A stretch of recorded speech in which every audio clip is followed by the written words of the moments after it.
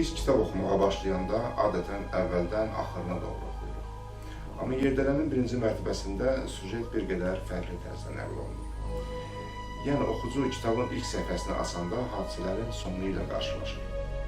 Sizdən soruşsam ki, sonu məlum olan bir əsəri oxumaq sizin üçün nə dərəcədə maraqlıdır?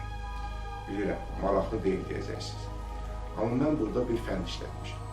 Hadisələrin sonu əsərin elə ən sonuncu səhifəsində, yəni povesti oxuyub başa çatmaq üçün əsərin qəhrəmanı Xamilyonla birlikdə Yerdələnin mərtəbələrini qalxmaq lazımdır. Gücünüz çatsa birinci mərtəbəyə çıxacaqsınız. Bir şey də əlavə edeyim. Hadisələr yerin altında cərəyan edir.